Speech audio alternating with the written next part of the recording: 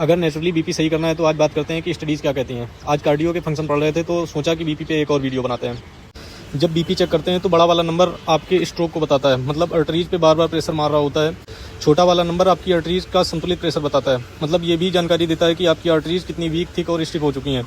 इसको ठीक करना थोड़ा सा मुश्किल होता है क्योंकि ये टाइम के साथ कम होता है। टेक्निकल टर्म में बोलें तो इसका क्रोनिक अडाप्टेशन स्लो होता है, लेकिन ऊपर वाला नंबर बहुत आराम से कम हो जाता है। बीपी सामान्यतः 80 से 120 के बीच होता है। पूरी जानकारी के लिए प्रोफाइल में जाकर पहले के वीडियोस देखें।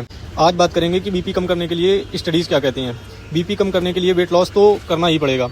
वेट लॉस 1 से 1.5 पॉइंट बीपी कम करता है। अल्कोहल, फ्रैक्टोज, लैक्टोज या कहीं अननेसेसरी ड्रिंक्स 5 से 6% बीपी कम करती हैं।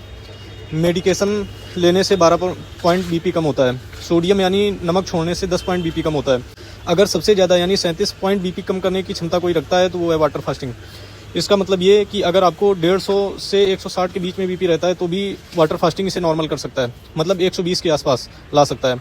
इससे आपके अर्टरीज या खून की नलियों, मतलब ब्लड में जो चीज़ें एक्स्ट्रा घूम रही हैं जैसे सोडियम यानी नमक, इंसुलिन और बैड कोलेस्ट्रॉल और भी बहुत सी चीज़ें, सब वाटर फास्टिंग से या तो यूज होने लगती हैं या बाहर निकलनी शुरू हो जाती हैं, जिससे बीपी कम होता है। और अगर आप वाटर फास्टिंग करते हैं तो वेट लॉस होता ही है।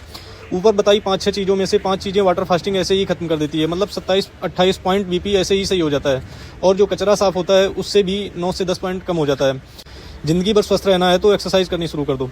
वाटर फास्टिंग शरीर में क्या क्या करता है जानने के लिए कमेंट करो या डीएम करो। Be your own coach, stay healthy. Thank you.